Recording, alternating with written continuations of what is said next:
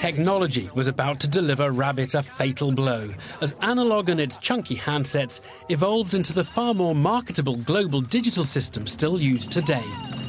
Obviously, as the mobile phone established itself, its capabilities exceeded the Rabbit system with the introduction of text messaging, and of course also the tariffing, the costs, became far more attractive than previously. With Metro Digital, the only digital service with both national coverage and affordable phones. What changed the rules was the introduction of truly low-cost two-way mobile phones, and then that whole argument about Rabbit being a good low-cost alternative really was blown out of the water. Superior mobile technology trumped Rabbit on too many selling points. The Rabbit system closed in December 1993, and it had been a financial failure. It had deployed 12,000 base stations in the UK, but only attracted 9,000 customers. Things just hadn't worked out the way the Rabbit team had hoped. If people were using a cordless phone in their house, hello, and you could say to them, put that cordless phone in their pocket, and then they could take it out with them and make calls, it kind of made sense. In reality, when we look back, it was a bit silly, because if you took the phone out of the house and someone else was in the house, they didn't have a phone to answer. I think a fundamental issue is about whether you do enough research. It may well have been that they just didn't research it well. It seems to me to be a technology that was bound to fail given the advantages of cellular technology. The fact that you had to be rooted in one spot, that you could only do outgoing calls or incoming calls, made it a technology that just didn't work. Rabbit was a great concept. Unfortunately, its concept was late by the time it was delivered. It did not match the coverage that we offered in the mobile world, and certainly did not offer the choice of phones. If it had launched 3 or 4 years earlier, it would have stood a much better chance. If cellular phones hadn't become so widely available, I wonder whether people wouldn't have bought Rabbit phones. Who knows? Mobile did become ubiquitous. But ultimately, it's not a story that ends altogether unhappily for Hutchison. Hutchison took the customers' technical knowledge and marketing experience of Rabbit, and 2 months later launched the fully mobile network Orange, which grew into a worldwide multi-billion-pound success. The future's bright. The future's orange. If you look at, in the fullness of time, that Hutchison sold Orange for £30 billion and lost a couple of £100 million on the other businesses that they launched and failed, I think you can put it into some sort of context that overall it wasn't a bad deal.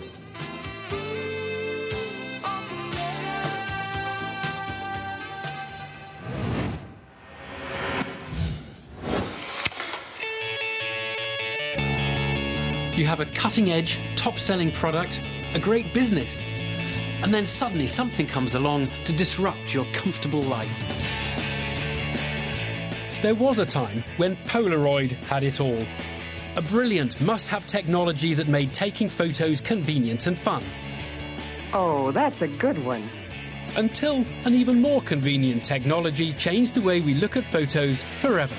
I think it's very easy to go on making what you've made because you understand it, it's very safe, then you're taking no risks. When a product comes along that just blows your product out of the water, it's hard, really, really hard. Failing to solve the problem that digital created meant that Polaroid went from being a 2 billion shots a year bestseller to bust.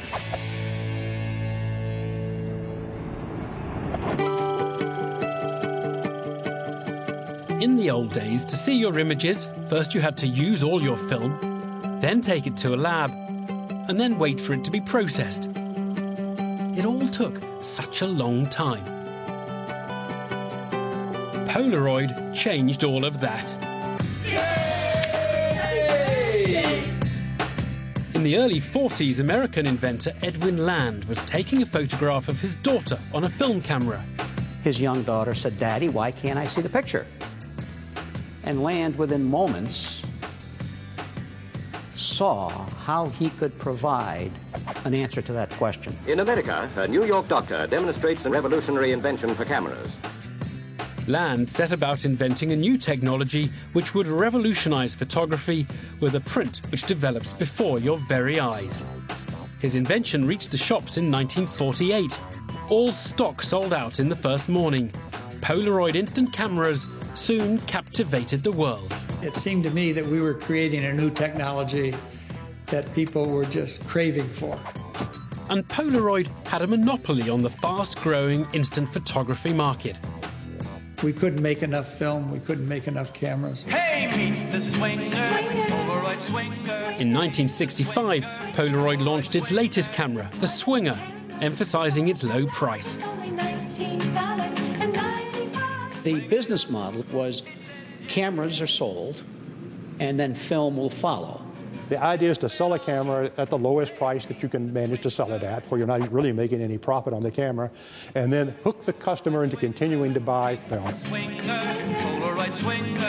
Unlike the cameras, the film was priced to ensure a good margin. And because only Polaroid film would work in Polaroid cameras, the company had a secure revenue stream. That surely was the model. There was no question about that. That if we sold 5 million cameras every year and each one of those cameras used 10 packs of film, that's a lot of film. The film was very profitable, and this was the engine that drove the company for decades. At its peak, the company shipped about 200 million packs of film per year. It was a lucrative business, but one with an inherent risk. I'm deeply suspicious of any business that relies on consumables. I think you're in a perilous position because someone's going to come along and do away with a consumable. It's going to happen because we don't like those sort of things as users.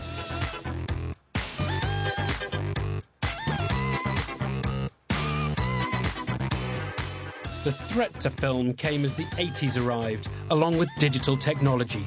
Digital was to transform the way we shoot, view and share our photos. At first, Polaroid invested in researching the new technology.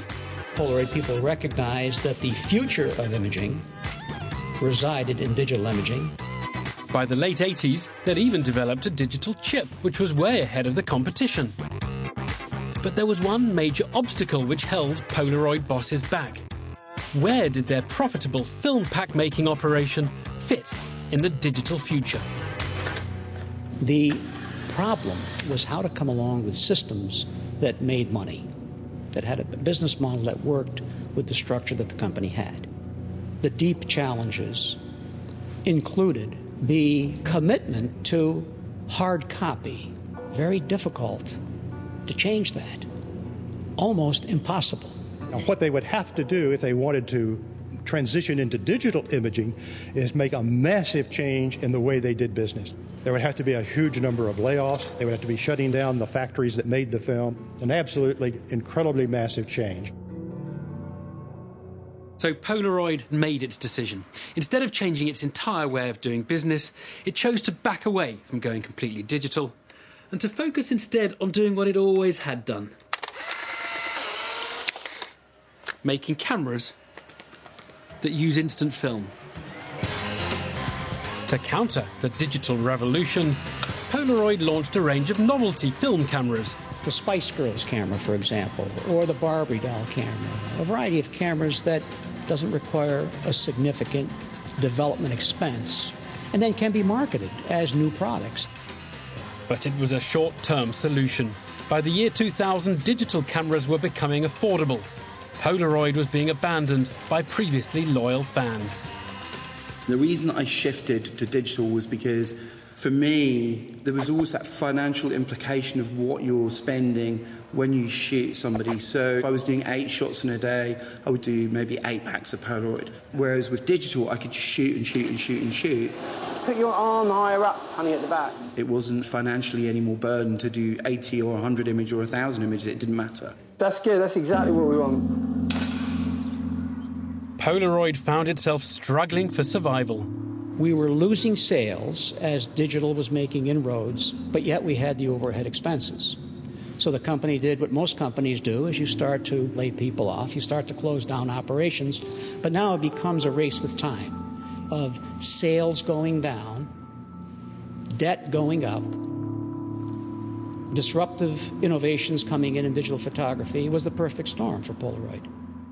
In 2001, Polaroid filed for Chapter 11 bankruptcy.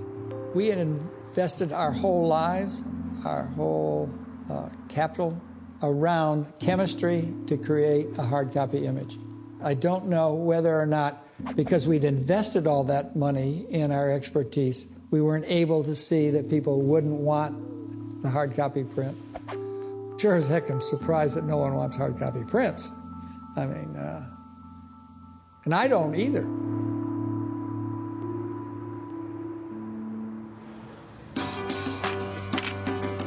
I wonder whether there was anything Polaroid could have done to have survived the advent of digital. It's hard to have some sort of born-again conversion to a completely new business. Yes, perhaps they should have accepted their big seller only had a future as a small niche item. But it's hard for any company to succeed when its main product becomes obsolete. Now, in particular, it's changing very, very rapidly, something which is absolutely state-of-the-art. Next year can be old hat. In the age of the internet and everybody having personal computers, we keep our photographs on a hard disk. Do you want to have, a cupboard full of images, or do you want to have a computer that's got zillions of images on it and you can send them to your mates immediately? And they missed that. Polaroid missed it. Research and development is risky and very expensive. If you don't do it and you continue with your existing product, you're almost certain to dip down in sales and someone will come along with something better. And Polaroid is a very good example of that.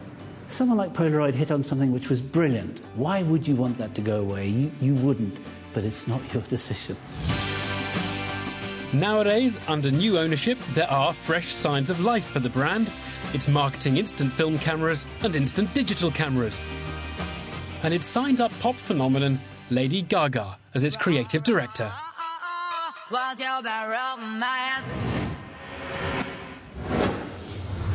It's competition that often drives firms to do great things, but it can also lead them astray. The problem seems to occur when a company fixes its gaze too hard on a competitor, only to lose sight of its own business. That's true of Coke, deciding to get rid of the jewel in its crown. Mini, omitting to make some basic costing calculations, and Persil, launching a product it hadn't tested enough. It's nearly always the businesses which strive to beat their rivals that make the biggest advances, and perhaps also make the biggest mistakes. If you'd like to discover more about any of these stories, go to our website and follow the link to the Open University. bbc.co.uk/Business Nightmares. Next week, what happens when companies make mistakes in marketing and public relations? Including Sunny Delight, the soft drink with an ad campaign that attracted unhealthy headlines.